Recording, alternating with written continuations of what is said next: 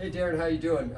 Thanks for your purchase on the two gumball machines. I'm getting them ready to go. I want to shoot a short video for you, kind of showing you how to put the one back together.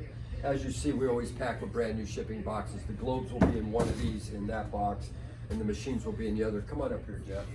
This will be very self-explanatory how this one goes together. No big deal. It's the same as this. They got two rods which attach them. I'm going to take this apart. This pops off. It's got two little nuts here. Okay.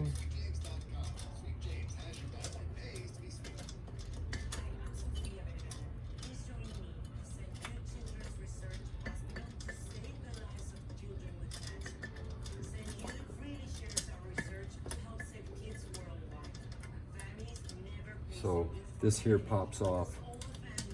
This goes back down in here. Get this one off. Right, two nuts. This just simply slides off. This will come off. Globe comes off. Okay, and then these will come out of here. They hook here from the bottom. Both one on each side. Okay, and this one here will come out. The little hooks go in here. This will come out. And this will be laid down in the packing. This comes off, this pops off. Okay, and you'll be receiving it like this. So it's really quite easy to put together. You got these two little rods which hook down into those two little things.